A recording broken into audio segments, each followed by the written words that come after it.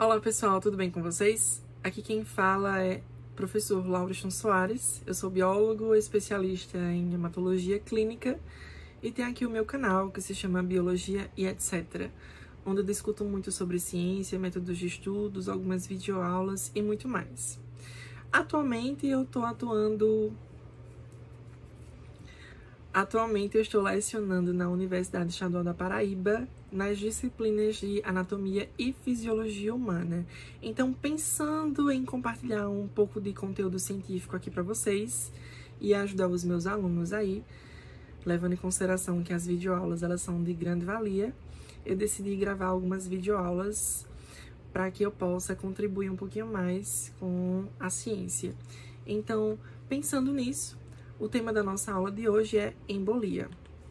Então, a embolia, ela é um tipo de situação que ela é desenvolvida pela trombose venosa profunda. Ou seja, o paciente, ele tem ali uns trombos que ficam localizados na parede dos vasos sanguíneos, especificamente nas veias dos membros inferiores. E por alguma razão, esses trombos conseguem ali se desprender dessa parede. E ali, eles se adentram na circulação sanguínea e ficam ali circulando, até que eles consigam... Até que esse trombo consiga chegar em algum vaso sanguíneo de menor calibre ou de estreitamento e ocorra num bloqueio sanguíneo. Então, esses êmbolos, né, que quando ele já entra na circulação sanguínea, ele é chamado de êmbolo, ele pode ser desenvolvido por material sólido, material líquido ou material gasoso, que não só pode se adentrar aos vasos sanguíneos, mas também pode se adentrar aos vasos linfáticos. Esses pacientes que são acometidos por esse tipo de situação, eles desenvolvem os sinais e sintomas relacionados a uma respiração muito profunda, muito rápida, uma ansiedade, o coração bastante acelerado e uma dor no tórax. Essa dor no tórax ela é bem progressiva, ela vai aumentando com o decorrer do tempo. É muito comum falar de embolia e associar a embolia pulmonar, porque a embolia pulmonar ela é uma situação muito comum, devido aos êmbolos ficarem impactados na artéria tronco-pulmonar, porque a artéria tronco-pulmonar ela é bifurcada, certo? Então, nesse aspecto, a gente começa a revisar alguns conceitos de anatomia. Então, a artéria tronco-pulmonar ela tem uma bifurcação.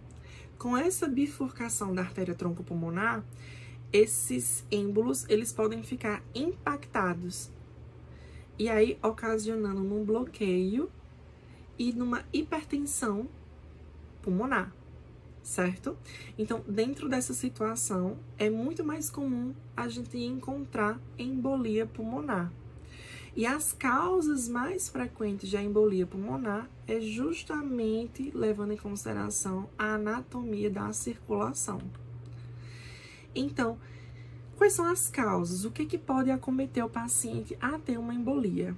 As causas da embolia, elas são ocasionadas por aqueles pacientes que passam horas dos seus dias sentados, parados, ou que usam de maneira discriminada anticoncepcionais, reposição hormonal, grávidas, pós-parto também pode ocasionar tabagismo, obesidade, são fatores que favorecem ali o desenvolvimento para uma embolia. É visto que cerca de 30% da população que é acometida por embolia, ela pode ser levada ao óbito, né? Então, nós temos um percentual de 100% da população e essas pessoas que são acometidas por embolia, 30% dessas pessoas, elas são mortas por conta da precarização dos tratamentos, né? Não houve um tratamento, não houve um diagnóstico, não houve uma preocupação e assim sucessivamente.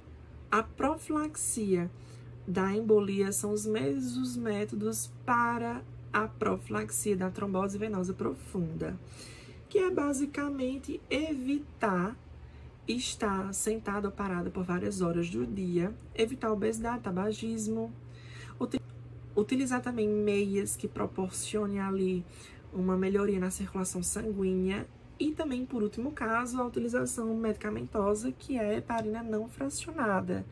A heparina não fracionada, ela é uma via medicamentosa bastante eficiente pelo seu baixo custo e sua grande efetividade.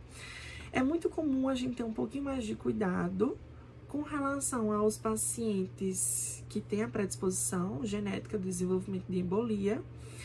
A gente tem um cuidado um pouco melhor com esses pacientes que vão fazer procedimentos cirúrgicos. E quando a gente quer fazer o diagnóstico para esses pacientes de embolia, que são embolizados, a gente tem que fazer alguns exames do dímero D, a gente pode fazer um eletrocardiograma, a gente pode fazer exames de imagem nos membros inferiores e assim sucessivamente. Então, dessa maneira, os tipos de êmbolos vão depender da situação em que o paciente está sendo acometido. Existem êmbolos para pessoas obesas, existem tipos de êmbolos para pessoas que utilizam fármacos como reposição hormonal ou anticoncepcionais, existem êmbolos para pessoas tabagistas e assim sucessivamente. O que é mais importante de ser mencionado com relação ao êmbolo é os êmbolos que ocorrem lá na massa encefálica. Quando esse êmbolo, ele ocasionalmente alcança os vasos sanguíneos que estão situados no cérebro, eles podem fazer uma obstrução naquele cérebro, uma obstrução no vaso sanguíneo. Com essa obstrução, vai ocorrer ali uma necrose progressiva, obviamente, e proporcionando com que esse paciente ali ele vá perdendo a função do cérebro, tá? Em algumas determinadas áreas, não é generalizada não. Então, com relação aos tipos do êmbolo, nós temos uma grande diversidade. Temos os êmbolos do tipo gasoso, que é um êmbolo que, diga-se de passagem, muito mais raro do paciente ser acometido, mas quando o paciente é acometido por uma embolia gasosa, né, muitas das vezes está relacionado com a administração de medicamentos intravenosos, que ali, quando a gente está tomando uma medicação, né, no sorinho, se tiver 50 ml de gás, já é o suficiente para que a gente seja acometido por embolia gasosa. Ou que até mesmo a gente vai realizar uma biópsia que utilize um broncoscópico, né? E aí também pode ocasionar numa embolia gasosa, ou um trauma pulmonar, ou mergulhadores que vão para a superfície de uma maneira muito rápida, ocasiona no desenvolvimento de uma embolia pulmonar. Já o desenvolvimento da embolia do colesterol, que é a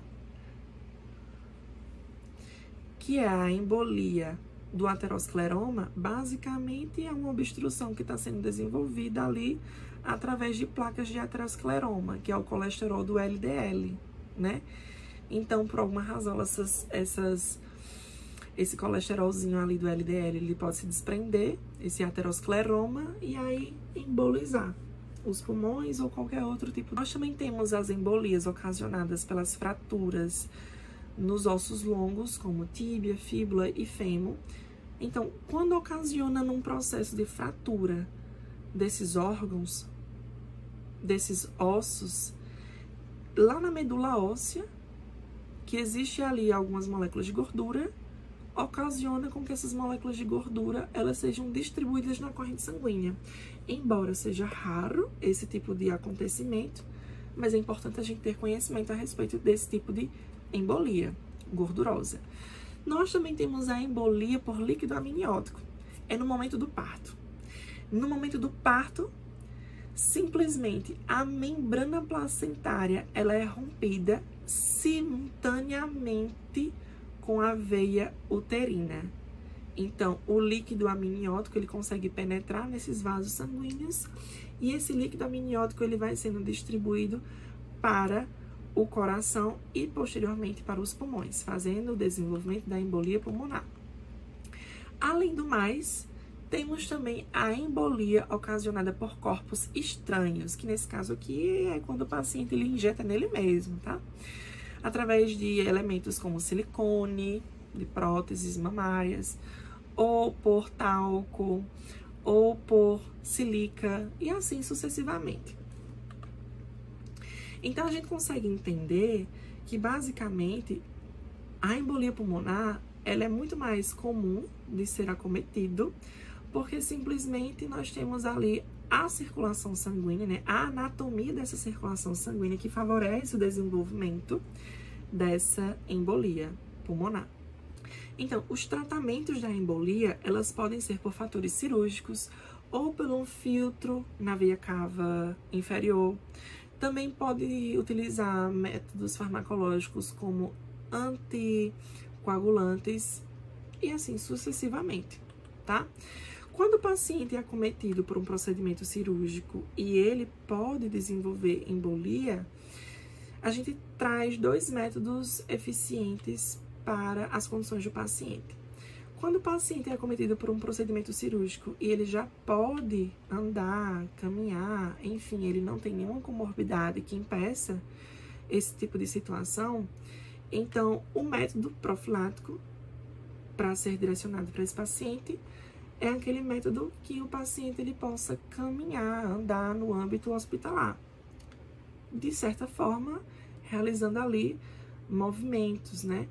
Ou se o paciente ele tem alguma comorbidade que impeça com que ele consiga andar, ou a cirurgia foi extremamente extensa, ele precisa passar alguns dias parado, então é administrada para esse paciente a heparina não fracionada, que é o anticoagulante, ali para favorecer o não surgimento da embolia.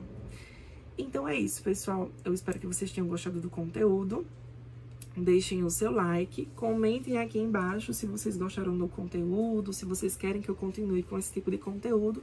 Compartilhe aí com seus amigos e não se esqueçam de se inscrever aqui no meu canal e ativar a joinha, para que vocês consigam receber as notificações dos meus próximos vídeos. Então é isso. Se inscreva aqui no meu canal e me segue lá nas redes sociais, @biologia e etc. Até mais!